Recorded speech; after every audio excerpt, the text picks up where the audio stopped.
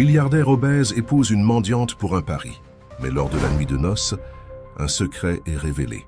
Le jeu change et il découvre quelque chose d'inattendu. Ce qui n'était qu'un pari devient un choc de réalité.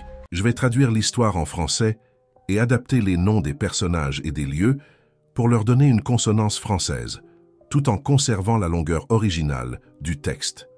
Je vais commencer la traduction et continuer jusqu'à atteindre la limite de sortie. Lorsque j'atteindrai cette limite, je m'arrêterai et attendrai votre signal pour poursuivre. Le lustre en cristal projetait des ombres dansantes sur le visage de Maxime Chastain, tandis qu'il se tenait devant la fenêtre de son penthouse, contemplant les lumières de la ville en contrebas. Son reflet dans la baie vitrée montrait un homme qui inspirait le respect, ou peut-être la crainte dans tous les conseils d'administration du pays. À 52 ans, son costume brioni sur mesure ne pouvait pas complètement masquer sa corpulence considérable, mais d'une certaine manière, sa taille ne faisait qu'ajouter à sa présence intimidante. Il tendit la main vers le verre, en cristal posé sur sa table d'appoint en marbre, les glaçons tintant contre le verre alors qu'il prenait une nouvelle gorgée de scotch de 30 ans d'âge. Ce soir devait être une célébration. Le magazine Forbes venait de le nommer homme d'affaires de l'année pour la 3e fois consécutive. Sa dernière acquisition, une start-up technologique en difficulté avec des brevets révolutionnaires, avait augmenté sa valeur nette d'1 milliard supplémentaire. Pourtant, il se trouvait là, seul dans son penthouse de 40 millions d'euros, ne ressentant rien d'autre que le vide familier que toute sa richesse ne pouvait combler. Le doux tintement de l'ascenseur annonça l'arrivée de quelqu'un. Seule, une poignée de personnes avaient accès à son étage privé, et encore moins oseraient le visiter sans s'annoncer. Le bruit des chaussures en cuir italien sur le marbre lui indiqua exactement de qui il s'agissait avant même que le visiteur ne parle. « Max, vieux salaud, pourquoi ne réponds-tu pas au téléphone ?» La voix de Victor Delacroix résonna dans « Le penthouse ». Contrairement à Maxime, Victor était grand et mince, avec le genre de physique qui appartenait aux couvertures de magazines et qui y figurait fréquemment. Les deux hommes étaient amis depuis 20 ans, leur richesse combinée dépassant le PIB de plusieurs petits pays. Maxime ne se détourna pas de la fenêtre. Je réfléchissais. Tu réfléchissais, ce soir, de tous les soirs? Victor rit, se servant lui-même un verre de scotch. Le marché est en ruine, la plèbe se révolte et tu viens de gagner un autre milliard. Tu devrais fêter ça. Finalement, Maxime se retourna pour faire face à son ami. La présence de Victor apportait toujours un étrange mélange de réconfort et de malaise. Ils avaient bâti des empires ensemble, détruit des concurrents en 1926 équipe, mais dernièrement, quelque chose semblait différent. Maxime n'arrivait pas à mettre le doigt dessus. « Parfois, je me demande si c'est suffisant », dit Maxime, regrettant immédiatement ce moment de vulnérabilité. Le sourcil de Victor se harqua. « Suffisant? Tu as tout ce qu'un homme pourrait désirer, à moins que… » Un sourire malicieux se dessina sur son visage. « Ah, je vois le problème. Tu es seul. Ne sois pas ridicule. Quand as-tu eu une vraie relation pour la dernière fois? Pas ces mannequins et ces mondaines qui veulent plus ta carte noire que ta compagnie. » La mâchoire de Maxime se crispa. Victor savait qu'il s'aventurait sur un terrain dangereux. Il connaissait le passé de Maxime, la pauvreté, l'humiliation, la promesse qu'il s'était faite de ne plus jamais être vulnérable.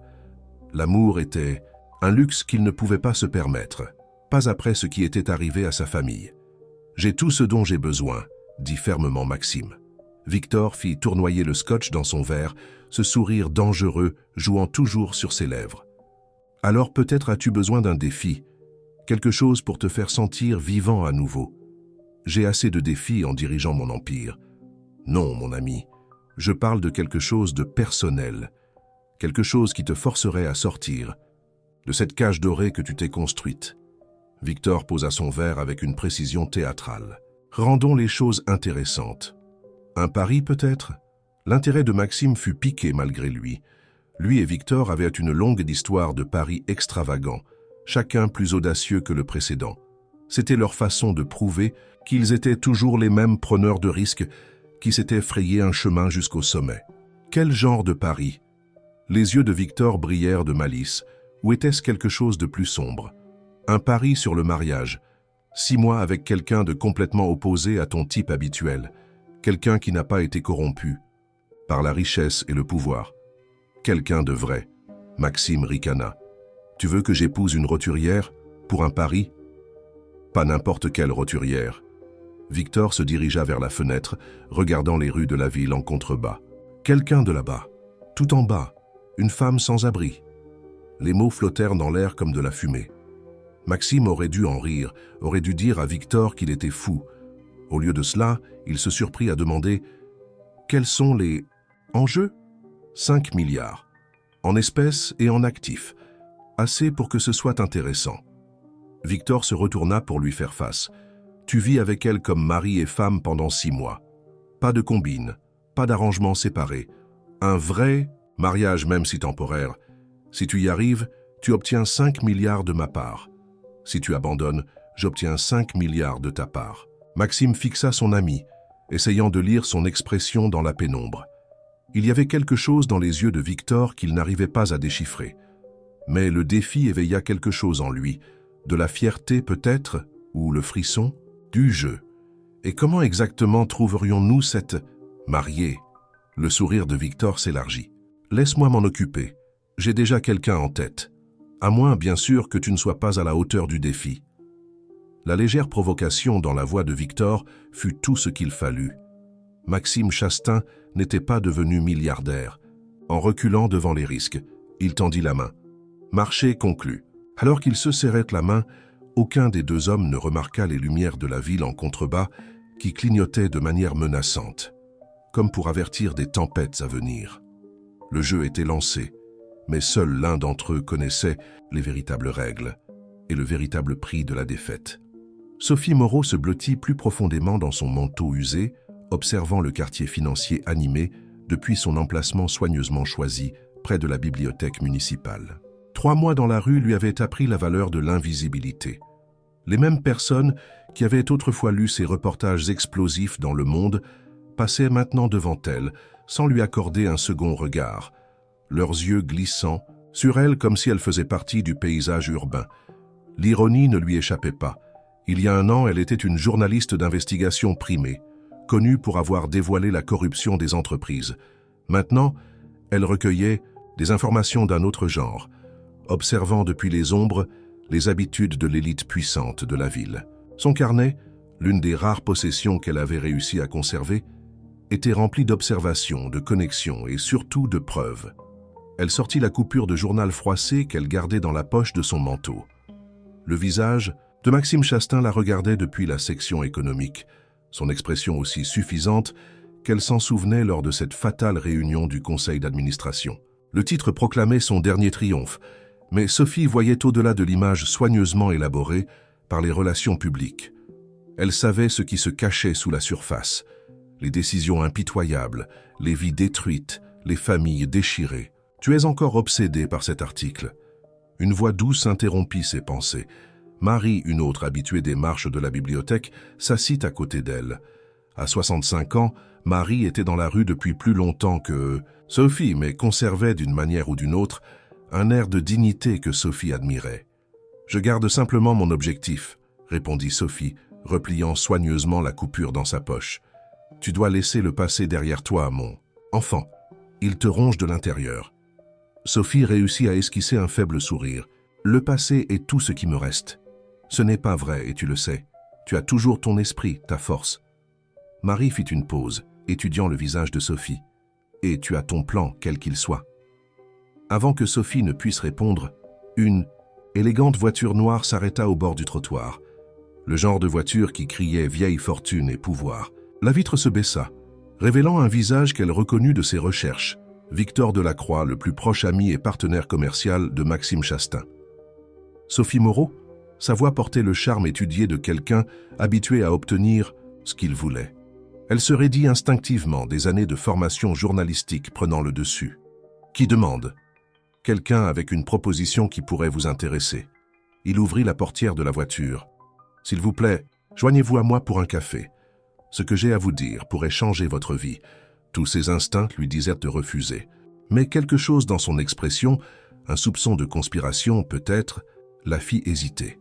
Elle attendait une opportunité, n'importe quelle opportunité, de se rapprocher à nouveau du monde de Chastain. Était-ce cela? 5 minutes? dit-elle fermement. En public, Victor sourit. Bien sûr, il y a un café au coin de la rue. À l'intérieur du café haut de gamme, Sophie était très consciente de son apparence. Les autres clients l'évitaient largement, mais Victor semblait imperturbable, commandant le café le plus cher du menu pour eux deux. « Je serai direct », dit-il une fois qu'ils furent assis. « Je sais qui vous êtes. Je connais votre enquête sur Chastain Industries et comment l'équipe juridique de Maxime a détruit votre carrière. » La main de Sophie se crispa autour de sa tasse. « Vous avez fait vos devoirs. Je sais aussi que vous n'êtes pas simplement une autre sans-abri. Vous recueillez des informations, vous préparez quelque chose. » Il se pencha en avant. « Et si je vous disais que je pouvais vous donner un accès direct à Maxime Chastain lui-même, une chance de le voir à son plus vulnérable? Pourquoi feriez-vous cela? C'est votre ami. » Le sourire de Victor n'atteignit pas ses yeux. « Disons simplement que j'ai mes raisons. Je propose un arrangement, un mariage de convenance entre vous et Maxime. » Sophie faillit rire. « Vous êtes fou. 6 mois, c'est tout ce que je demande. Vous l'épousez, vous vivez avec lui. Vous devenez partie intégrante de son monde. » Victor sortit un document de sa mallette. « En retour, vous avez une chance d'obtenir la vengeance que vous planifiez, plus une compensation financière considérable. » L'esprit de Sophie tournait à toute vitesse. Cela devait être un piège. Mais si c'était réel, c'était mieux que tout ce qu'elle aurait pu planifier seule. Un accès direct à Chastain, à sa vie privée, à toutes les preuves qu'elle essayait de rassembler. Pourquoi moi? Parce que vous n'avez plus rien à perdre, et tout à gagner. Victor fit glisser le document sur la table. Le choix vous appartient. Mais rappelez-vous, les opportunités comme celle-ci ne se présentent pas 2 fois. Sophie fixa le contrat, son cœur battant la chamade. C'était fou, dangereux, potentiellement suicidaire. Mais elle pensa à toutes les personnes que Chastain avait ruinées, à sa propre chute, aux preuves dont elle avait encore besoin pour l'exposer.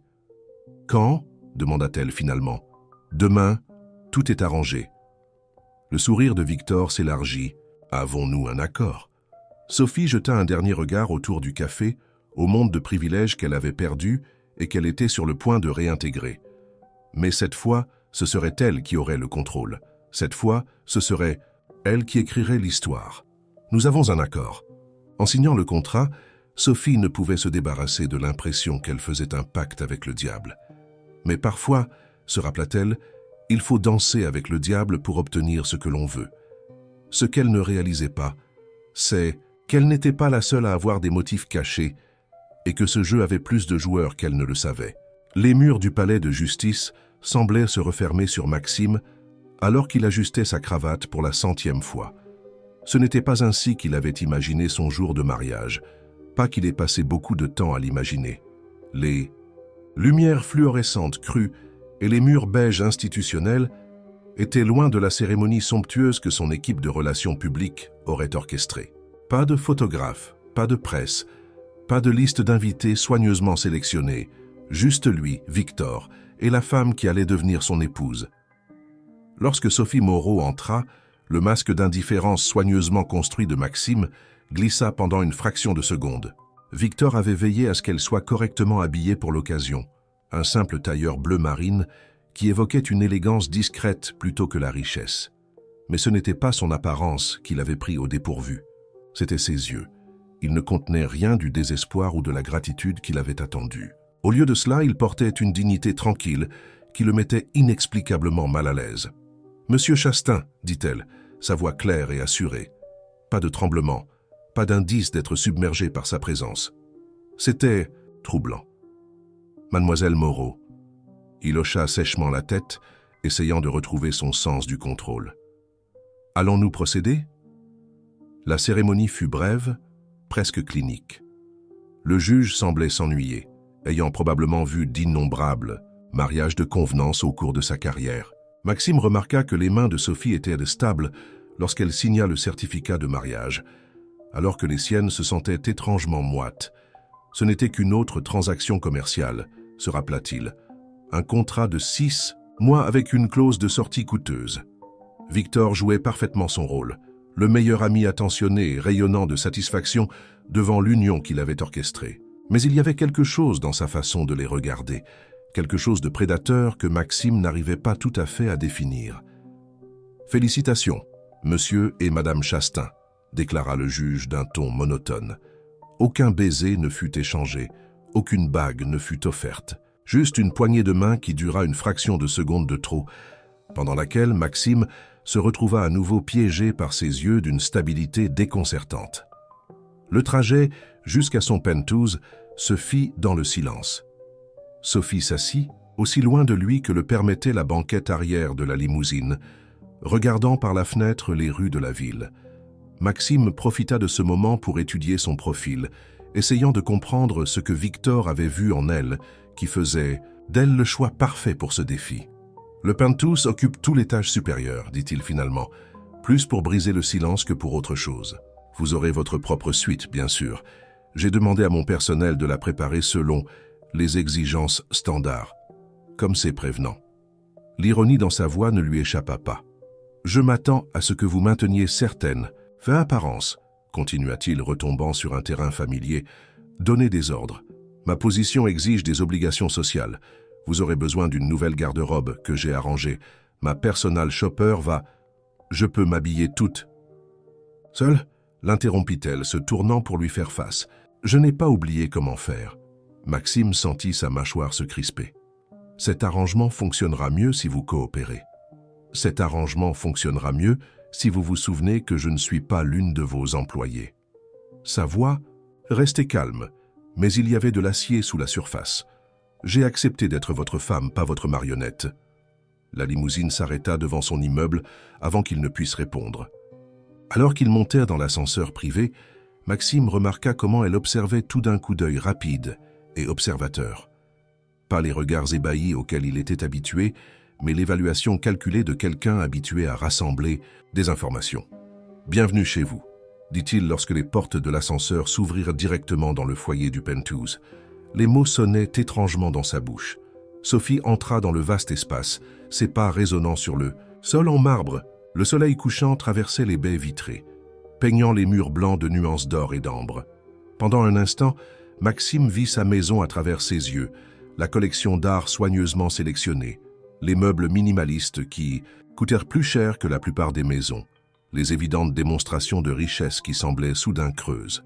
« Le personnel a été informé de notre arrangement, » dit-il, essayant de combler le silence. « Ils sont discrets. Vous trouverez tout ce dont vous avez besoin dans votre suite. Si vous avez besoin de quoi que ce soit d'autre. »« Pourquoi avez-vous accepté cela ?» demanda-t-elle soudainement, se tournant pour lui faire face. « Vous auriez pu refuser le défi de Victor. Qu'essayez-vous de prouver ?» La franchise de sa question le prit au dépourvu. Personne dans son monde ne posait de telles questions. Ils dansaient autour des sujets, masquaient leurs intentions derrière des politesses et du politiquement correct.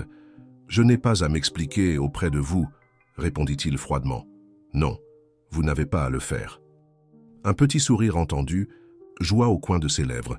« Mais vous le ferez, éventuellement. » Sur ces mots, elle se tourna et marcha vers sa suite, laissant Maxime debout dans son propre foyer, se sentant étrangement déséquilibré. Cette femme était censée être reconnaissante, soumise, facile à contrôler. Au lieu de cela, elle se déplaçait dans son espace comme si elle le possédait, le défiait comme si elle n'avait rien à perdre. Alors qu'il la regardait disparaître dans le couloir, Maxime ne pouvait se débarrasser de l'impression qu'il venait d'accueillir quelque chose de dangereux dans son monde soigneusement ordonné. Pas seulement une femme, mais une force qui menaçait de perturber les fondations de tout ce qu'il avait construit. Pour la première fois depuis qu'il avait serré la main de Victor, il se demanda s'il n'avait pas commis une terrible erreur. Sophie se tenait dans sa nouvelle salle de bain, fixant son reflet dans l'immense miroir. Le comptoir en marbre était plus grand que toute la salle de bain du refuge qu'elle avait utilisé ces derniers mois. Tout dans cet endroit parlait d'excès, du papier peint en soie peint à la main au robinet plaqué or. Elle sortit son carnet usé de la poche de son vieux manteau, ajoutant une autre observation à sa liste croissante. La voix de Maxime traversa les murs, suivie du rire caractéristique de Victor. Ils étaient dans le bureau de Maxime, probablement en train de discuter d'elle comme si elle était un actif nouvellement acquis. Ce qu'elle était dans leur esprit. Sophie pressa son oreille contre le mur, des années d'instinct d'investigation prenant le dessus. « Elle n'est pas ce à quoi je m'attendais », disait Maxime, sa voix portant une note de frustration qui fit sourire Sophie. « Laisse-lui du temps, mon vieil ami, » répondit Victor avec douceur. « Souviens-toi, ce n'est que le début. 6 mois passeront avant que tu ne t'en rendes compte. » Sophie s'éloigna du mur et commença à explorer méthodiquement sa suite. Chaque tiroir, chaque placard, chaque cachette potentielle fut soigneusement examinée. Elle devait comprendre la disposition, les routines, les points faibles dans la forteresse de luxe de Maxime. La femme qu'il pensait avoir épousée, la pauvre âme reconnaissante, ne ferait pas cela. Mais Sophie Moreau, la journaliste d'investigation qui avait passé des années à dévoiler la corruption des entreprises, savait mieux que de gaspiller une opportunité. Ses doigts tracèrent le bord de son nouveau bureau et elle faillit rire. De l'ironie. Il y a 1 an, elle était sur le point d'exposer les pratiques commerciales les plus sombres de Maxime Chastain. Son enquête avait révélé un schéma de prise de contrôle hostile qui laissait des milliers de personnes sans emploi, des réglementations environnementales contournées par une comptabilité créative et un réseau de sociétés écrans qui cachèrent des transactions internationales douteuses. Mais avant qu'elle ne puisse publier ses découvertes, l'équipe juridique de Chastain avait frappé. Il l'avait enseveli sous les poursuites judiciaires, gelé ses actifs et systématiquement détruit sa crédibilité. Maintenant, elle était là, au cœur de son empire. Sa femme de toute chose. Un léger coup à la porte interrompit ses pensées. Madame Chastain, une femme d'âge moyen en uniforme impeccable, se tenait dans l'encadrement de la porte. Je suis Madame Dubois, la gouvernante en chef. Je suis là pour revoir les horaires de la maison avec vous. Sophie lui fit signe d'entrer, notant comment les yeux de la femme parcourèrent la pièce, évaluant, jugeant. « S'il vous plaît, appelez-moi. »« Sophie. »« Comme vous voulez, madame. » Madame Dubois sortit une tablette. Monsieur Chastain maintient une routine stricte. Le petit déjeuner est servi à 7 heures précises dans le salon du matin. Le chef aura besoin de vos préférences alimentaires. Le calendrier social. « Depuis combien de temps travaillez-vous pour monsieur Chastain ?» l'interrompit Sophie, observant attentivement la réaction de la femme. Madame Dubois fit une pause, son masque professionnel glissant légèrement. « 15 ans, madame. Vous devez bien le connaître. Monsieur Chastain valorise sa vie privée. » La réponse était automatique, répétée. Sophie se pencha légèrement en avant. « Et que valorise-t-il d'autre à part sa vie privée, madame Dubois ?» La posture de la gouvernante se raidit. « Le contrôle, madame. Par-dessus tout. » Il y avait quelque chose dans son ton, pas tout à fait de la peur, mais assez proche pour faire vibrer les instincts de journaliste de Sophie. « Merci, madame Dubois. Ce sera tout pour le moment. » Après le départ de la gouvernante, Sophie sortit à nouveau son carnet. Entre le personnel, les obligations sociales et les propres routines de Maxime, des schémas émergeraient, des vulnérabilités apparaîtraient. Elle devait juste être patiente, observatrice et surtout prudente. Un message texte illumina son nouveau téléphone, un autre cadeau de son mari. C'était de Victor. « Dîner ce soir, le Bernardin, 20h. Considérez-le comme un cadeau de mariage. » Sophie fixa le message, son esprit tournant à toute vitesse. Victor Delacroix jouait son propre jeu. C'était évident. La question était, que voulait-il vraiment? La façon dont il avait orchestré ce mariage, sa manipulation habile d'elle et de Maxime, il y avait plus dans cette histoire qu'un simple pari entre milliardaires. Elle s'approcha de la fenêtre, regardant la ville étalée en contrebas. Quelque part là-bas se trouvaient les gens dont Maxime Chastain avait ruiné la vie. Les travailleurs licenciés lorsqu'il avait démantelé leurs entreprises, les familles plongées dans la pauvreté par ses pratiques commerciales prédatrices. Elle avait essayé de raconter leurs histoires une fois et avait échoué. Cette fois serait différente. Le soleil se couchait sur la ville, projetant de longues ombres sur les sols du penthouse. Dans quelques heures, elle serait assise en face de Maxime Chastain, dans l'un des restaurants les plus chers de Paris, jouant le rôle de sa nouvelle épouse. Il s'attendrait à ce qu'elle soit submergée par le luxe, reconnaissante de sa générosité. Au lieu de cela, elle observerait, attendrait et rassemblerait chaque information qu'elle pourrait. Parce que Sophie Moreau n'avait pas signé ses papiers de mariage par désespoir. Elle les avait signés comme un contrat d'un autre genre, une promesse faite à elle-même et à toutes les personnes que Chastain avait écrasées sur son chemin vers le sommet. Ce mariage n'était pas seulement un pari entre hommes riches, c'était sa chance d'obtenir justice. Ce qu'elle ne savait pas encore, c'est que la justice prendrait des formes auxquelles elle ne s'attendait pas, et que les lignes entre la vengeance et la rédemption s'estomperait d'une manière qui remettrait en question tout ce qu'elle pensait savoir sur Maxime Chastain et sur elle-même. La salle privée du Le Bernardin vibrait d'un luxe feutré. Sophie observait Maxime commander du vin sans consulter le sommelier. Un Lafite Rothschild 1982, plus cher qu'une année de loyer dans son ancien appartement. Victor était assis en face d'eux, levant son verre pour un toast qui ressemblait plus à un défi qu'à une célébration. « Au couple heureux », dit-il, son sourire portant cette nuance énigmatique que Sophie commençait à reconnaître. « Que ces 6 mois soient édifiants pour vous deux. » Maxime bougea sur sa chaise, le cuir italien fin de ses chaussures grinçant légèrement. Sophie avait remarqué combien il devenait mal à l'aise chaque fois que la nature temporaire de leur arrangement était mentionnée.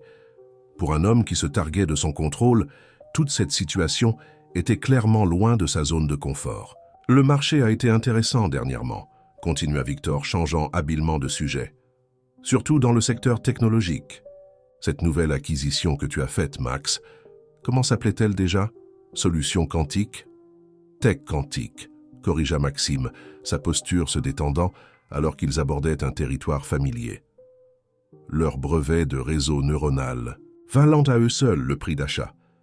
Les oreilles de Sophie se dressèrent au nom de l'entreprise. Lors de son enquête, elle avait découvert des détails préoccupants sur les procédures de test de tech quantique, mais les preuves avaient disparu avec tout le reste lorsque l'équipe juridique de Chastain avait détruit sa carrière. Le réseau neuronal qui a échoué à 3 audits de sécurité. Les mots sortirent de sa bouche avant qu'elle ne puisse les arrêter. La main de Maxime se figea à mi-chemin de son verre de vin. Les yeux de Victor s'élargirent légèrement, puis se rétrécirent avec intérêt. « Je ne savais pas que vous suiviez les acquisitions technologiques, » dit prudemment Maxime. « Je suis beaucoup de choses. » Sophie soutint son regard fermement. Comme le fait que le fondateur original de Tech Quantique soit parti dans des circonstances mystérieuses juste avant la vente. La tension à la table s'épaissit, la mâchoire de Maxime se crispa, un muscle tressaillant sous sa coupe de cheveux coûteuse. Les affaires peuvent être compliquées. Tout le monde ne comprend pas les décisions nécessaires qui doivent être prises. Oh, je comprends parfaitement. Sophie prit une gorgée délibérée de vin. Tout comme je comprends pourquoi la filiale de Chastain Industries en Malaisie a soudainement fermé 3 usines le trimestre dernier, laissant 5000 travailleurs sans indemnité de licenciement. Victor laissa échapper un petit sifflement. « Ta nouvelle femme semble très bien informée, Max. » Le visage de Maxime avait pris une teinte intéressante de rouge. « Peut-être devrions-nous discuter d'un sujet de conversation plus approprié. »« Pourquoi ?» Sophie se pencha légèrement en avant. « Avez-vous peur de ce que je pourrais savoir d'autre ?» L'arrivée du premier plat interrompit la tension montante. Alors que le serveur présentait des fruits de mer élaborés, Sophie remarqua que les mains de Maxime tremblaient légèrement lorsqu'il saisit sa fourchette. Elle avait touché un point sensible, plusieurs en fait, et ils le savaient tous les deux. Le reste du dîner se déroula dans une danse soigneusement orchestrée de conversations polies et de courants sous-jacents. Victor les observait comme un homme appréciant une blague privée, attisant occasionnellement la tension avec des commentaires soigneusement placés sur l'empire commercial de Maxime ou le passé mystérieux de Sophie. Ce ne fut qu'au moment du départ que Sophie vit quelque chose d'inattendu. Alors que Maxime l'aidait avec son manteau, un geste qui semblait plus automatique que sincère, elle aperçut son reflet dans la fenêtre du restaurant. Pendant un instant, son masque glissa. Le milliardaire arrogant disparut, remplacé par quelque chose de plus vulnérable, presque perdu. Puis il disparut, caché à nouveau derrière son mur habituel de dédain confiant. De retour dans la limousine, Maxime rompit le silence en premier. « Vous avez fait vos devoirs. La connaissance, c'est la survie. » Sophie regardait les lumières de la ville défiler par la fenêtre. « N'est-ce pas ce que vous croyez? C'est pour cela que vous avez des dossiers sur tous vos rivaux commerciaux. Est-ce ce que je suis pour vous, un rival ?» Elle se tourna alors pour le regarder. Dans la faible lumière de la voiture, ses traits semblaient plus doux, moins certains. « Que pourriez-vous être d'autre? Ce n'est qu'une autre transaction commerciale, n'est-ce pas ?» Quelque chose passa sur son visage, de la douleur, de la colère. Avant qu'il ne puisse répondre, son téléphone vibra. Le message le fit froncer les sourcils. « Un problème ?» demanda Sophie, ne s'attendant pas vraiment à une réponse. « Rien que je ne puisse gérer. » Mais sa voix manquait de sa confiance, habituelle. Il tapa rapidement une réponse, ses doigts frappant l'écran avec une force inutile. Lorsqu'ils arrivèrent au Penthouse, Maxime se dirigea directement vers son bureau. Sophie le regarda partir, notant la légère courbure de ses épaules qui n'étaient pas là au dîner. Quelque chose n'allait pas dans son monde soigneusement ordonné, et cela n'avait rien à voir avec elle. Dans sa suite, Sophie sortit son carnet et ajouta plusieurs nouvelles observations. La réaction de Maxime à la discussion sur Tech Quantique avait confirmé ses soupçons sur l'acquisition. Et ce message qu'il avait secoué, cela signifiait quelque chose. Tout signifiait quelque chose dans ce jeu qu'il jouait. Alors qu'elle se préparait pour la nuit, Sophie entendit des voix élevées provenant du bureau de Maxime. Elle se rapprocha du mur commun, tendant l'oreille pour entendre. Maxime était au téléphone, sa voix portant une note de panique qu'elle n'avait jamais entendue auparavant. « Que voulez-vous dire par irrégularité ? Ces comptes étaient solides. Non, ne faites rien jusqu'à ce que je... Écoutez-moi. Si cela se sait... » Sophie pressa son oreille plus fort contre le mur, mais sa voix était tombée trop bas pour qu'elle puisse distinguer les mots. Une chose était claire. Le grand Maxime Chastain avait peur. Et d'une manière ou d'une autre, elle soupçonnait que Victor Delacroix savait exactement pourquoi.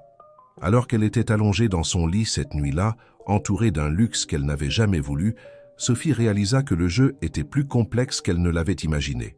Elle était venue ici pour se venger, pour exposer la corruption de Maxime. Mais maintenant, elle sentait de plus grandes forces à l'œuvre. La question était, lorsque tout finirait par s'effondrer, serait-elle celle qui contrôlerait l'effondrement? Ou serait-elle prise dans l'avalanche aussi? Le soleil du matin n'avait pas encore atteint les fenêtres du Penthouse lorsque Sophie trouva Maxime dans la cuisine, quelque chose de manifestement anormal dans l'image habituelle de pouvoir et de contrôle qu'il présentait généralement. Sa cravate pendait mollement autour de son cou, des cernes sombres ombraient ses yeux, et au lieu de son smoothie habituel pour le petit déjeuner, il serrait une tasse de café noir entre ses deux mains. « Mauvaise nuit ?» demanda-t-elle, se servant elle-même un café de la machine élaborée qui coûtait probablement plus cher que son ancienne voiture. Il leva les yeux, semblant presque surpris de la voir. Pendant un moment, il sembla sur le point de répondre honnêtement, puis le masque se remit en place. « Rien que je ne puisse gérer. Vous avez dit cela hier soir aussi. » Sophie s'assit en face de lui au bar du petit déjeuner. Cela ne sonnait pas très convaincant non plus. L'emprise de Maxime se resserra sur sa tasse de café. « Je n'ai pas besoin de votre inquiétude.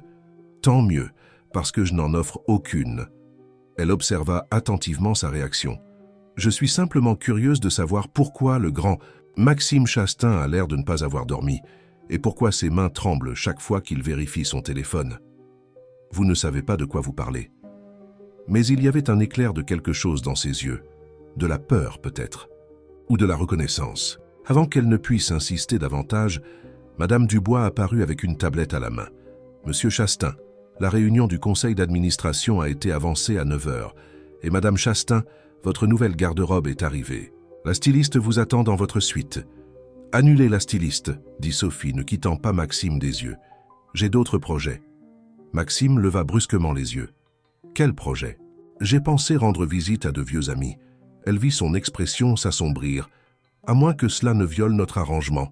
Faites ce que vous voulez. » Il se leva brusquement, redressant sa cravate. « Rappelez-vous simplement notre accord. » Concernant les apparences publiques.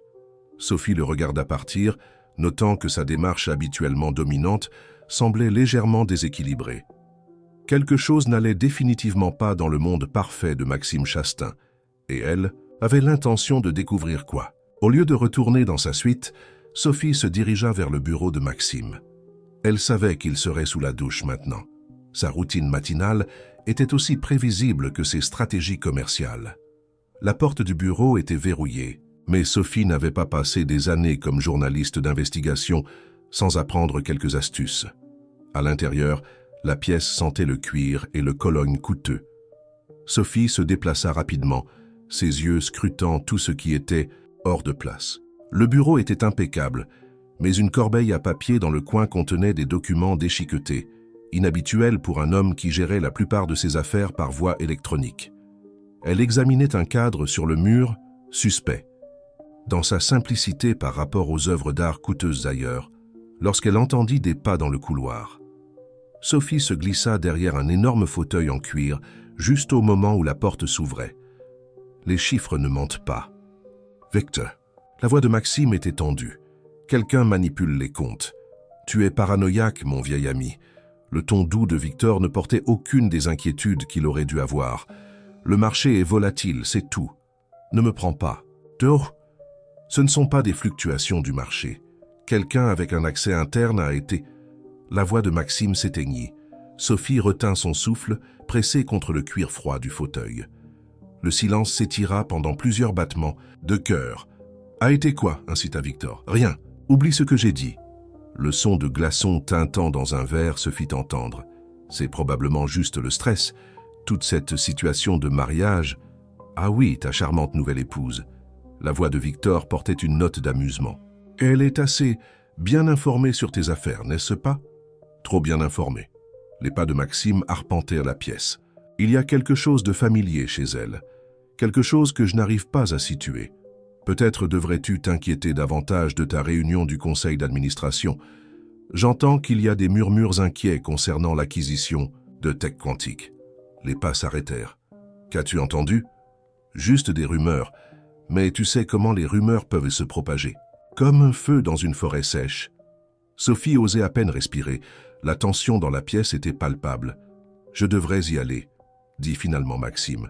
« Le conseil m'attend. » Après leur départ, Sophie attendit plusieurs minutes avant de sortir de sa cachette. Son esprit tournait à toute vitesse avec ce qu'elle avait entendu. L'empire de Maxime n'était pas aussi solide qu'il n'y paraissait.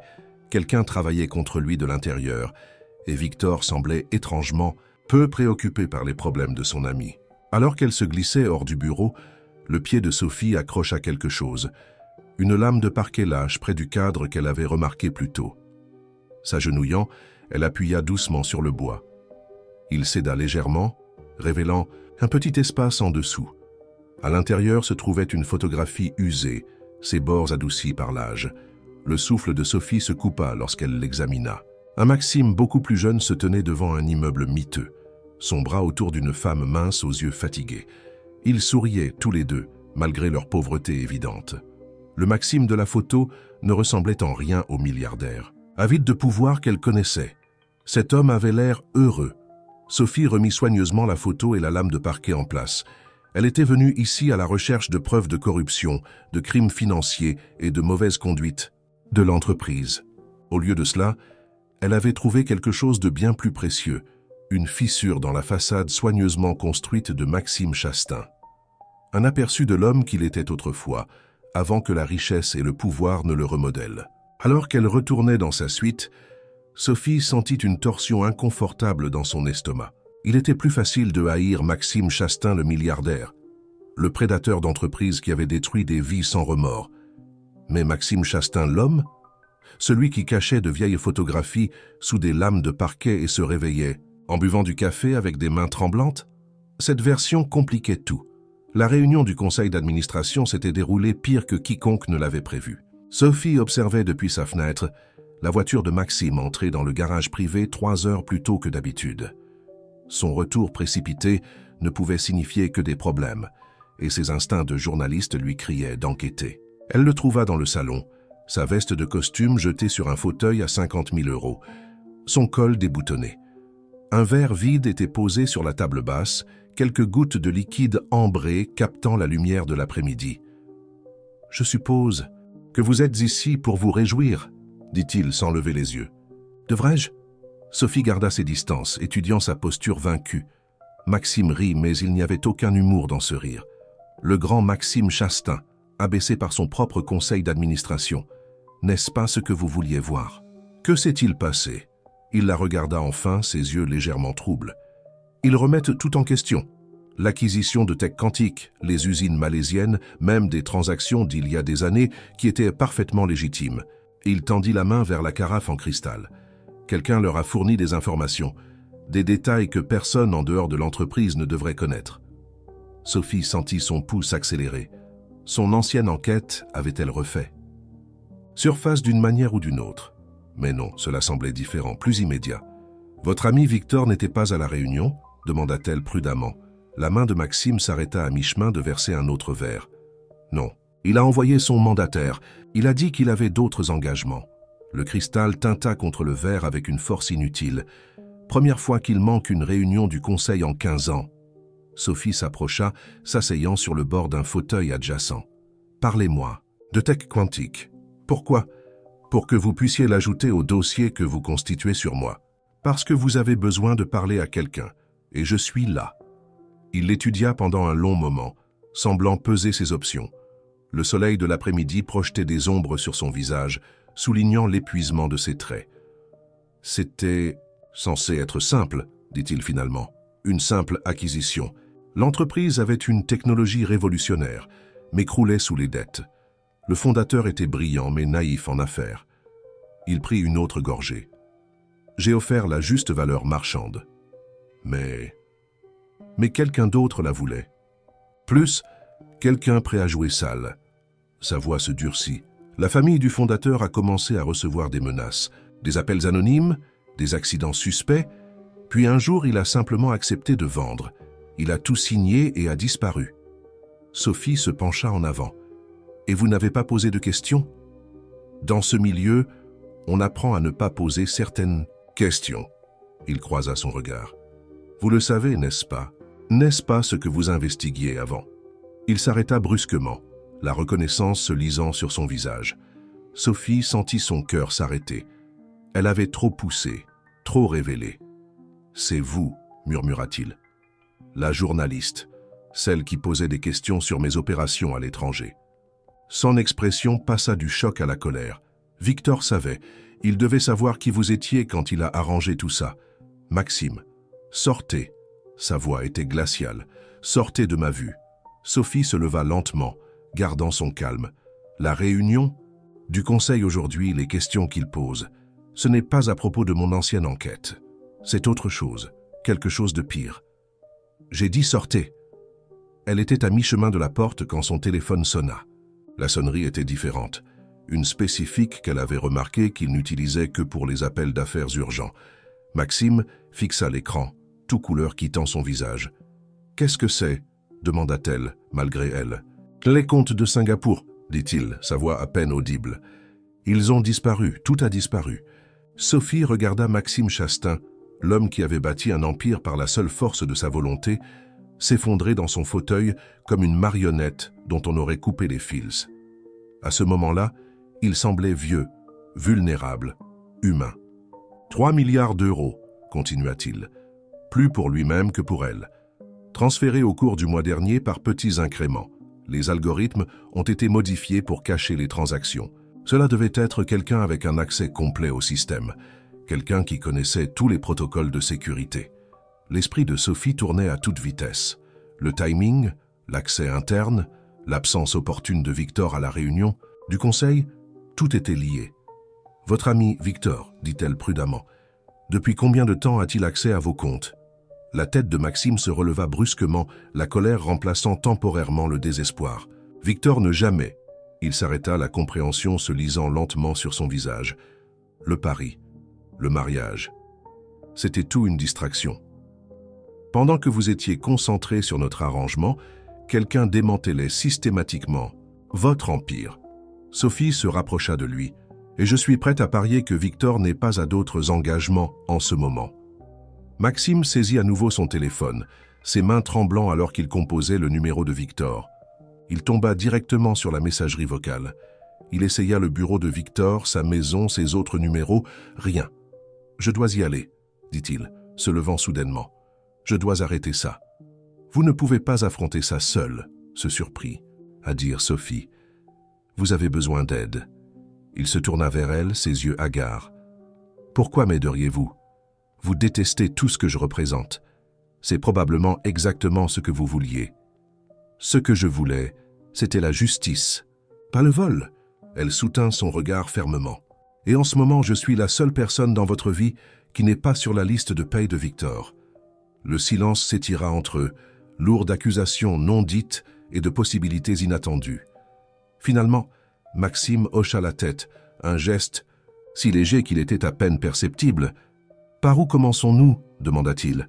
Sophie sortit son carnet usé. « Nous commençons par comprendre exactement ce que Victor a fait pendant que nous jouions à la maison. Et ensuite, un sourire sinistre traversa son visage. Ensuite, nous trouvons comment le battre à son propre jeu. Les 48 heures suivantes passèrent dans un tourbillon de révélations et de crises croissantes. Sophie avait transformé le salon de sa suite en un quartier général d'enquête improvisé, avec des papiers couvrant toutes les surfaces et son ordinateur portable effectuant des recherches continues dans les dossiers financiers. Maxime n'avait pas dormi, survivant grâce au café et à la pure détermination, alors qu'il découvrait l'étendue de la trahison de Victor. Les modèles étaient là, clairs comme le jour, une fois qu'il savait où regarder. Des changements subtils dans la politique de l'entreprise, qui avait affaibli les protocoles de sécurité, la réaffectation stratégique de personnel clé, des distractions soigneusement orchestrées qui avaient maintenu l'attention de Maxime divisé. Il planifie cela depuis des années, dit Sophie, étalant une chronologie qu'elle avait construite. Les fermetures d'usines en Malaisie, l'acquisition de tech quantique, ce n'étaient pas seulement des décisions commerciales. Elles faisaient partie de sa stratégie pour déstabiliser votre empire. Maxime se tenait à la fenêtre, sa silhouette se détachant sur les lumières de la ville. Il avait abandonné son apparence habituellement impeccable. Sa chemise était froissée, ses cheveux en désordre à force de passer ses mains dedans d'innombrables fois. « Je lui faisais confiance », dit-il doucement. « Pendant 20 ans, je lui ai tout confié. » Sophie l'observa, notant comment sa carrure, imposante, semblait s'être rétrécie d'une manière ou d'une autre, comme si la trahison de Victor l'avait physiquement diminuée. Parfois, les personnes les plus proches de nous sont celles qui peuvent nous blesser le plus. Il se tourna pour lui faire face, ses yeux vifs malgré son épuisement. « Est-ce pour cela que vous êtes devenu journaliste? Quelqu'un vous a blessé ?» ?»« Non. » Sophie soutint son regard. « Je suis devenu journaliste parce que j'ai vu comment des gens comme vous et Victor pouvaient blesser les autres et ne jamais faire face aux conséquences. L'honnêteté flottait entre eux, ni confortable ni inconfortable, simplement vrai. Je n'ai pas toujours été comme ça, dit finalement Maxime, faisant un geste vers le luxe qui les entourait. J'ai grandi sans rien, pire que rien. Ma mère travaillait 3 emplois juste pour mettre de la nourriture sur la table. Sophie pensa à la photographie cachée sous la lame de parquet. Que lui est-il arrivé? La vie est arrivée. Les factures, les dettes, la lutte sans fin. Sa voix devint distante. Je me suis promis que je ne serais plus jamais impuissant. L'argent est devenu mon armure, le succès mon arme. Et Victor? Il était la première personne qui me voyait comme un égal, pas juste un autre gamin affamé essayant de grimper. L'échelle? Le rire de Maxime était amer. Je suppose qu'il a vu autre chose, une opportunité qu'il pourrait exploiter quand le moment serait venu. Sophie se leva, étirant des muscles crispés par des heures de recherche. Nous devons nous concentrer sur le présent. Le prochain mouvement de Victor. Un coup sec à la porte l'interrompit. Madame Dubois entra, sa composition habituelle légèrement ébranlée. « Monsieur Chastain, il y a une situation en bas. La presse, elle hésita. Il pose des questions sur les comptes de Singapour. Quelqu'un a fait fuiter l'information. » Le visage de Maxime devint pâle. « Combien? Tous les grands réseaux. Et le FBI est ici avec des questions sur les réglementations bancaires internationales. » Sophie regarda la dernière once de confiance de Maxime s'effondrer. C'était le moment dont elle avait rêvé pendant des années, l'empire de Maxime. Chastain s'effondrant, ses crimes exposés. Mais d'une manière ou d'une autre, cela semblait creux, faux. « Donnez-moi votre téléphone, » dit-elle soudainement. Maxime la regarda d'un air absent. « Votre téléphone, » répéta-t-elle. « J'ai besoin de passer un appel. » Il le lui tendit sans poser de questions, un geste qui aurait été impensable il y a quelques jours. Sophie composa rapidement un numéro qu'elle avait mémorisé il y a longtemps. « David, c'est Sophie Moreau. » Elle ignora le regard surpris de Maxime. « Oui, c'est Sophie. J'ai besoin d'une faveur.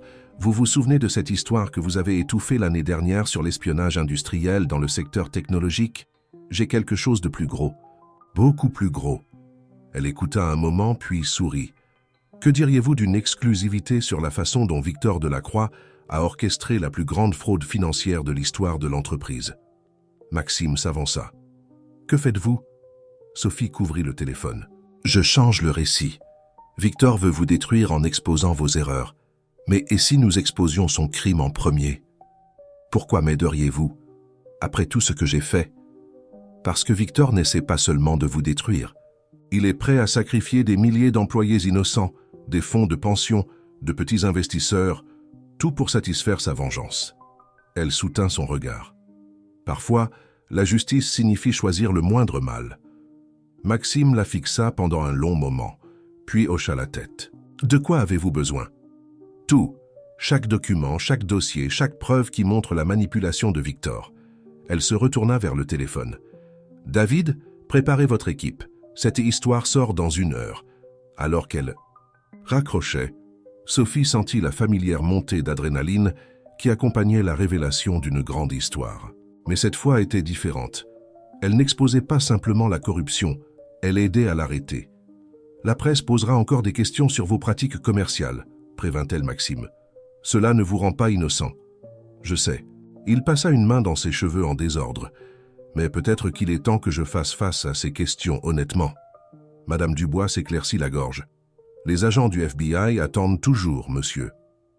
Maxime redressa les épaules, quelque chose de son ancienne autorité revenant. Faites-les monter. Sophie et moi avons toute une histoire à leur raconter. Alors que Madame Dubois partait, Sophie aperçut quelque chose dans les yeux de Maxime qu'elle n'avait jamais vu auparavant. Pas de l'arrogance ou de la colère, mais une détermination tranquille, peut-être même de l'espoir. Vous réalisez que cela change tout, dit-elle doucement. N'est-ce pas ce que vous vouliez? Me changer? Je voulais vous détruire. Elle sourit légèrement. La vie est pleine de surprises. Ensemble, ils commencèrent à rassembler les preuves qu'ils avaient accumulées, se préparant à affronter la tempête qui allait éclater. Aucun ne parla de ce qui se passerait après, lorsque le contrat de 6 mois prendrait fin. Certaines questions étaient mieux laissées pour demain. L'histoire éclata comme un tsunami, balayant tout sur son passage. Sophie observait depuis le bureau de Maxime, alors que toutes les grandes chaînes d'information reprenèrent le titre. Le cerveau de l'entreprise Victor Delacroix, exposé dans un stratagème de fraude de plusieurs milliards d'euros. Son ancien collègue David avait bien fait son travail, élaborant un récit qui se concentrait sur la trahison calculée de Victor, tout en traitant le rôle de Maxime avec une nuance surprenante. Il l'appelle le plus grand scandale d'entreprise de la décennie, dit Maxime, ses yeux fixés sur la couverture des réseaux financiers. Les marchés étaient en chaos, les cours des actions fluctuant sauvagement, alors que les investisseurs essayaient de donner un sens aux révélations. L'unité des crimes financiers du FBI a été très minutieuse, nota Sophie, examinant leurs dernières découvertes. Le plan de Victor allait plus loin que ce que nous imaginions. Il avait des sociétés écrans établies dans 12 pays, toutes conçues pour cacher l'argent qu'il détournait de vos comptes. Maxime s'effondra dans son fauteuil en cuir, l'air à la fois épuisé et d'une certaine manière plus léger, comme si un grand poids avait été levé. 20 ans d'amitié, tout cela un mensonge. Il planifiait ma destruction depuis le début. Pas depuis le début, corrigea Sophie, sortant son carnet. Selon les preuves, cela a commencé il y a 8 ans, après le projet de développement de la vallée de la Loire. La tête de Maxime se releva brusquement. Qu'en est-il? Victor avait un intérêt personnel dans ce terrain. La famille de sa mère y avait vécu pendant des générations avant de le perdre lors d'une saisie bancaire. Quand votre projet de développement a déplacé les résidents restants, elle laissa les implications flotter dans l'air. « Je ne savais pas », murmura Maxime. « Il n'a jamais rien dit. Cela aurait-il fait une différence s'il l'avait fait ?» La question resta en suspens entre eux, lourde d'accusations et de regrets non exprimés. Avant que Maxime ne puisse répondre, Madame Dubois apparut à la porte. « Monsieur Chastain, les enquêteurs de l'AMF sont ici pour une autre série de questions. Et Mademoiselle Moreau, il y a un appel pour vous du monde. » Sophie rassembla ses papiers. « Je devrais prendre cet appel. Ils voudront en savoir plus sur les comptes offshore de Victor. » « Sophie. » La voix de Maxime l'arrêta à la porte. « Merci de m'avoir aidé au lieu de me détruire quand vous en aviez l'occasion. » Elle se retourna, étudiant l'homme qui avait autrefois été son ennemi. La semaine passée l'avait vieilli, mais il y avait autre chose aussi, une vulnérabilité qui le rendait plus humain que le titan de l'entreprise qu'elle avait voulu exposer. « Ne me remerciez pas encore, dit-elle doucement. Ce n'est pas terminé. Les heures suivantes passèrent dans un tourbillon d'interviews et d'enquêtes.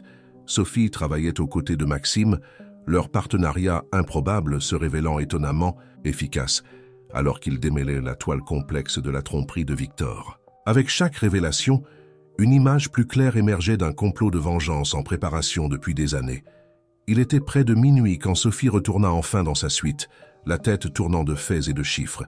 Elle trouva une enveloppe glissée sous sa porte, du papier crème coûteux, son nom écrit d'une écriture élégante familière. À l'intérieur se trouvait une lettre de Victor. « Chère Sophie », commençait-elle, « à l'heure qu'il est, vous avez 100 doutes exposés, mon petit jeu. Félicitations, vous vous êtes révélé être une adversaire plus redoutable que je ne l'avais anticipé. Mais ne célébrez pas trop vite. Pensiez-vous vraiment que je laisserais toutes mes cartes sur la table ?» Les mains de Sophie commencèrent à trembler alors qu'elle continuait à lire. L'empire de Maxime a été construit sur plus que de simples tactiques commerciales agressives. Il y a des secrets que même vous n'avez pas découverts, des vérités qui le détruiraient plus complètement que n'importe quel scandale financier. Les preuves sont cachées à la vue de tous. En fait, vous avez dormi à seulement 30 pieds d'elle chaque nuit depuis le début de votre mariage.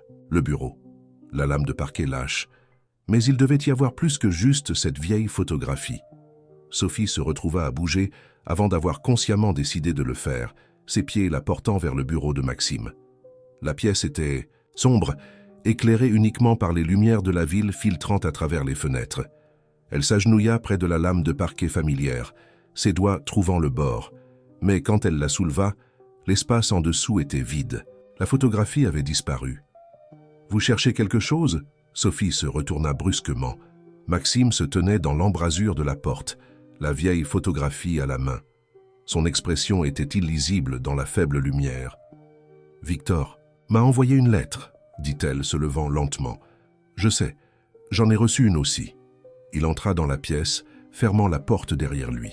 Il a toujours été minutieux dans sa planification. De quel secret parlait-il, Maxime? Quelle vérité n'ai-je pas découverte? Maxime fixa la photographie pendant un long moment. La femme sur cette photo, ma mère, elle n'a pas seulement lutté contre les factures et les dettes. Elle a découvert de la corruption d'entreprise à l'usine où elle travaillait. Quand elle a menacé de l'exposer, il s'interrompit, sa voix épaisse d'une vieille douleur. Que s'est-il passé? L'entreprise a arrangé un accident. Rien de prouvable, rien de traçable.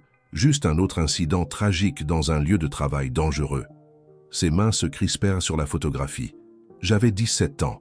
J'ai juré que je deviendrais assez puissant pour que rien de tel ne puisse jamais se reproduire. Mais quelque part en chemin, dit doucement Sophie, vous êtes devenu exactement comme les gens que vous aviez juré de combattre. Oui. L'aveu semblait lui coûter physiquement. Et Victor savait. Il savait tout à propos de ma mère, à propos de comment j'avais trahi sa mémoire. Il m'a regardé devenir la chose même qu'il avait détruite. Sophie se rapprocha, attirée par l'honnêteté, brute dans sa voix. Est-ce pour cela que vous avez accepté son défi de mariage, une sorte de pénitence inconsciente? Je ne sais pas.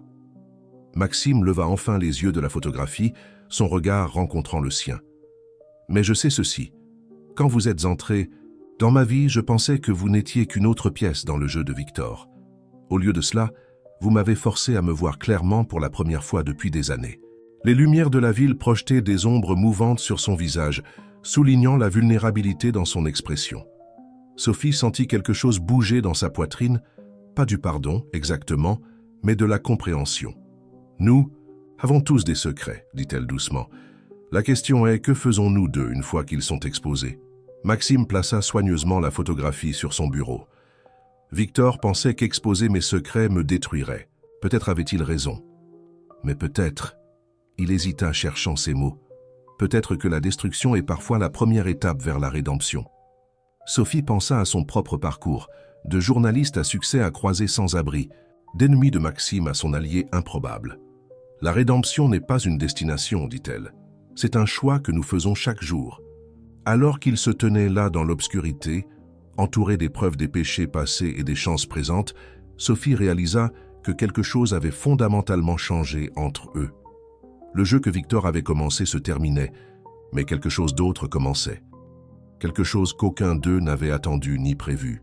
La question était, Était-il assez courageux pour voir où cela pourrait les mener? Le matin apporta le chaos dans son sillage. Des hélicoptères d'information tournaient autour du bâtiment comme des vautours mécaniques, tandis que des journalistes se pressaient dans le hall, avides du moindre nouveau détail sur le scandale qui avait secoué le monde financier. Mais en haut, dans le penthouse, une tension d'un autre genre se déroulait. Sophie était assise au bar du petit déjeuner, observant Maxime faire les 100 pas dans la cuisine. Il avait à peine touché à son café, son attention fixée sur la pile de papier devant eux.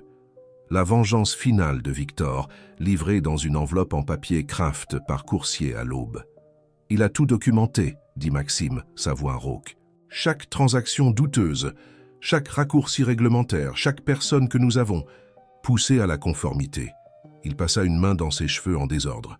« Si cela sort, ce ne sera pas seulement votre réputation qui sera en jeu, » termina Sophie. « Toute l'entreprise pourrait s'effondrer.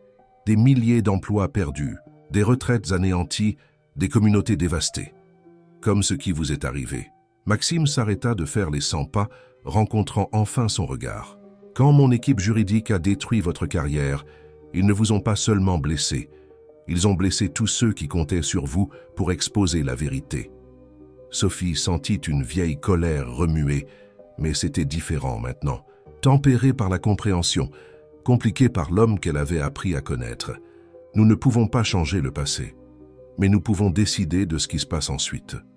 Victor nous a donné 24 heures pour prendre cette décision. Maxime prit la lettre qui accompagnait les documents. « Sauvez-vous ou sacrifiez. » Tout, c'était ces mots exacts. Si je démissionne immédiatement, si je transfère le contrôle de l'entreprise aux membres du conseil qu'il a choisi, il gardera ses documents privés. Et si vous ne le faites pas, alors à minuit, chaque grand média d'information recevra des copies. Il rit amèrement. Il m'offre le même choix que j'ai donné à d'innombrables autres, se rendre ou être détruit. Sophie se leva, se dirigeant vers la fenêtre où la ville s'étendait en contrebas, grouillant de vies qui seraient affectées par leur décision. Il y a une troisième option. Maxime attendit, observant son reflet dans la vitre. « Nous publions nous-mêmes les documents, dit-elle lentement, mais nous contrôlons le récit. Nous exposons tout, le bon et le mauvais. L'histoire de votre mère, la corruption qui vous a mené sur cette voie, votre volonté de finalement faire face aux conséquences. C'est du suicide. Le conseil me forcerait à partir, les implications juridiques à elles seules. Oui. » Elle se tourna pour lui faire face. « Mais ce serait votre choix, pas celui de Victor. » Le silence s'étira entre eux, lourd de possibilités et de peur. Finalement, Maxime vint se tenir à côté d'elle à la fenêtre. « J'ai passé toute ma vie à fuir la pauvreté, » dit-il doucement, construisant des murs de richesse et de pouvoir pour me protéger. Mais à la fin, ces murs sont devenus une prison. Et maintenant, je suis fatigué de fuir. » Il se tourna vers elle, son expression brute d'honnêteté. « Quand Victor a arrangé notre mariage, il pensait organiser ma destruction. Au lieu de cela, il m'a donné quelque chose que je n'attendais pas. Quoi donc? Une chance de me voir, à travers les yeux de quelqu'un d'autre. Quelqu'un qui n'avait pas peur de me montrer la vérité sur qui j'étais devenu. » Sa voix s'adoucit. « Vous êtes entré dans ma vie en prévoyant d'exposer ma corruption. Au lieu de cela, vous m'avez montré un chemin vers la rédemption. » Sophie sentit son cœur s'accélérer devant l'intensité de son regard. « Maxime, je sais que notre mariage ne faisait que partie du jeu de Victor, continua-t-il. Mais ces dernières semaines, travailler ensemble, voir comment vous vous êtes battu pour la justice même quand cela signifiait aider quelqu'un que vous détestiez autrefois, cela m'a changé. Tout a changé. » Avant que Sophie ne puisse répondre, Madame Dubois apparut dans l'embrasure de la porte. « Monsieur Chastain, le conseil a convoqué une réunion d'urgence. Ils exigent votre présence dans l'heure. » Maxime se redressa, quelque chose de son ancienne autorité revenant dans sa posture. « Dites-leur que j'y serai. Mais d'abord, j'ai quelques appels à passer. »« Que comptez-vous faire » demanda Sophie alors que Madame Dubois se retirait. « Je vais dire la vérité, toute la vérité. » Il se dirigea vers son bureau, commençant à rassembler des papiers. En commençant par l'histoire de ma mère et en terminant par la trahison de Victor. Plus de cachotterie, plus de fuite. Les conséquences seront sévères, je sais. Il fit une pause, la regardant à nouveau. Je vais probablement tout perdre. L'entreprise, la richesse, ce penthouse, tout. Et vous êtes d'accord avec ça? Non, admit-il, j'ai peur. Mais pour la première fois de ma vie, je fais quelque chose dont ma mère serait fière. Il hésita, puis ajouta doucement, quelque chose qui pourrait me rendre digne des changements que vous avez inspirés en moi. Sophie sentit des larmes piquer ses yeux, pas pour le titan de l'industrie qu'elle avait autrefois détesté, mais pour l'homme qui se tenait devant elle maintenant, choisissant enfin la vérité plutôt que le pouvoir. « Vous n'avez pas à affronter cela seule », se surprit-elle. À dire, les yeux de Maxime s'élargirent légèrement. « Notre contrat, les 6 mois, oubliez le contrat. » Elle se rapprocha, sa voix ferme. « Il ne s'agit plus du jeu de Victor. Il s'agit de faire ce qui est juste et je veux aider. » Pendant un moment, ils restèrent silencieux, le poids de la décision devant eux flottant dans l'air. Puis Maxime tendit la main, prenant la sienne dans la sienne. Ensemble alors, Sophie serra sa main, sentant les tremblements de peur qu'il essayait de cacher. Ensemble. Alors qu'ils commençaient à se préparer pour la réunion du conseil, qui allait tout changer, Sophie réalisa que parfois les plus grands actes de justice ne viennent pas de l'exposition des crimes d'un ennemi, mais d'aider quelqu'un à trouver le courage de faire face à sa propre vérité. Et parfois, de la manière la plus inattendue, la vengeance peut se transformer en rédemption. La salle du conseil de Shastan Industries n'avait jamais semblé si petite. Maxime se tenait à la tête de l'immense table en acajou face aux 20 membres de son conseil d'administration. C'étaient des personnes qu'il avait personnellement choisies au fil des années, sélectionnées pour leur loyauté autant que pour leur expertise. Maintenant, il le regardait avec un mélange de choc, de colère et de trahison, alors qu'il terminait sa confession. Sophie observait depuis un coin de la pièce, ses instincts de journaliste enregistrant chaque détail. Les conversations, chuchotées, les ajustements nerveux des cravates coûteuses, la vérification subtile des cours boursiers sur des téléphones cachés sous la table. Les actions de l'entreprise étaient en chute libre depuis l'annonce du matin. « Vous voyez donc, » conclut Maxime, sa voix ferme malgré le tremblement de ses mains, « j'ai décidé de prendre l'entière responsabilité de mes actes, tous mes actes. Les documents qui vous sont distribués en ce moment contiennent tout, l'histoire complète de Shastan Industries, y compris des détails qui n'ont jamais été rendus publics. C'est de la folie, balbutia Frédéric Blanc, le membre le plus ancien du conseil. Vous n'admettez pas seulement des pratiques commerciales douteuses, vous les détaillez. Avez-vous la moindre idée de ce que cela va faire à la valeur pour les actionnaires? Je suis bien conscient des implications financières, répondit Maxime. Mais il y a des choses plus importantes que l'argent. Un rire dur traversa la pièce. Plus important que l'argent, qui êtes-vous et qu'avez-vous fait de Maxime Shastan? Toutes les têtes se tournèrent vers la porte. Victor Delacroix se tenait là, impeccable dans un costume gris anthracite, son sourire caractéristique maintenant tordu de moquerie. Victor. La voix de Maxime portait un avertissement. C'est une réunion du conseil à huis clos. Oh, je pense que j'ai tous les droits d'être ici. Victor entra dans la pièce d'un pas nonchalant, laissant tomber un épais dossier sur la table, surtout depuis que je contrôle maintenant 30% des actions avec droit de vote. De Shastan Industries. La pièce éclata dans le chaos. Sophie vit le visage de Maxime pâlir alors qu'il réalisait les implications. Elle fit un pas en avant, mais il lui fit un léger signe de tête négatif. « Impossible », dit Maxime. Mais il y avait de l'incertitude dans sa voix. « Vérifiez vos registres », répondit Victor avec douceur. « Pendant que vous jouiez à la maison avec votre journaliste marié, j'étais occupé à acheter des actions par le biais de diverses sociétés écrans. Les mêmes sociétés, soit dit en passant, que j'ai utilisées pour vider vos comptes de Singapour. Vous admettez une fraude sur les valeurs mobilières ?» Sophie ne put s'en empêcher. Devant 20 témoins, le sourire de Victor s'élargit. « Des témoins? Regardez autour de vous, ma chère. Tout le monde dans cette pièce a bénéficié de la comptabilité créative de Shastan Industries au fil des ans. Personne n'a les mains propres. » Les membres du conseil se déplacèrent inconfortablement, évitant le regard des uns et des autres. Victor les avait piégés, et ils le savaient tous. « Voici donc ce qui va se passer, » poursuivit Victor. « Maxime va démissionner, avec effet immédiat. Le conseil me nommera PDG par intérim. Les documents détaillant les indiscrétions de l'entreprise resteront privés et tout le monde conserve son style de vie confortable. Et si je refuse ?» La voix de Maxime était calme, mais ferme. « Alors je révèle tout. Pas seulement vos péchés d'entreprise, mais aussi les personnels, comme ce qui s'est réellement passé avec cette militant écologiste au Brésil ou la vérité sur le leader syndical à Marseille. Sophie vit Maxime tressaillir et sut que Victor avait touché un point sensible. Mais avant que quiconque ne puisse répondre, la porte de la salle du conseil s'ouvrit à nouveau. Marie, la femme sans-abri qui avait été l'amie de Sophie sur les marches de la bibliothèque, entra. Mais elle ne portait pas ses vêtements usés habituels.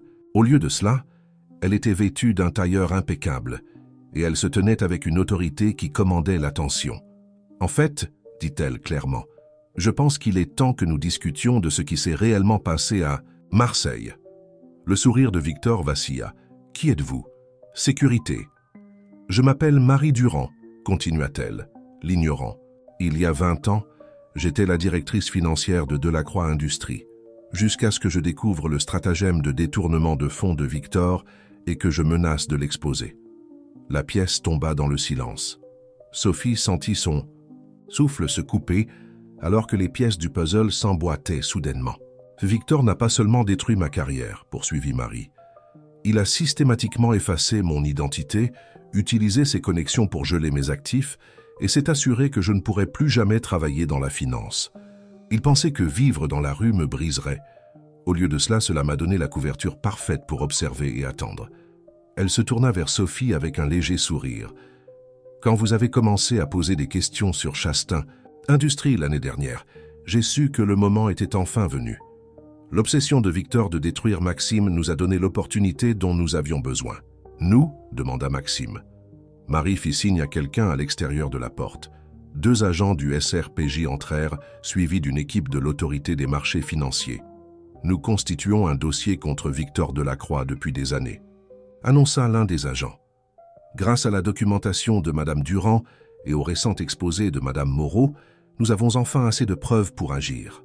La façade composée de Victor se fissura. Il se précipita vers la porte, mais les agents furent plus rapides. Alors qu'il l'emmenait menotté, ses menaces et ses protestations résonnaient dans la salle du conseil. Maxime s'assit lourdement sur sa chaise, l'air sous le choc. Tout ce temps, il ne s'agissait jamais seulement de moi, n'est-ce pas? Non, dit doucement Marie. La corruption de Victor allait plus loin que quiconque ne le savait. Mais l'exposé nécessitait que quelqu'un de l'intérieur fasse le premier pas vers la vérité. Elle regarda Maxime d'un air significatif. Quelqu'un prêt à faire face à ses propres péchés dans le processus. Sophie s'approcha de Maxime, posant une main sur son épaule. Il la couvrit de la sienne, puisant de la force dans sa présence. « L'entreprise, » commença-t-il. « Survivra, » termina Marie. « Mais elle a besoin de changer. Un vrai changement, pas seulement des réformes cosmétiques. » Maxime regarda autour de la salle du conseil, les visages des personnes qui avaient permis à la fois son ascension et la corruption de Victor. Puis il regarda Sophie, qui était entrée dans sa vie avec l'intention de le détruire, mais qui l'avait plutôt aidé à trouver la rédemption. « Alors changeons-la, » dit-il fermement, « à partir de maintenant. » Alors que l'équipe de l'AMF commençait à s'installer pour ce qui serait une longue journée de déposition, Sophie réalisa que parfois, la justice vient sous des formes inattendues. Et parfois, la plus grande victoire n'est pas de détruire ses ennemis, mais de les aider à devenir meilleurs qu'ils ne l'étaient.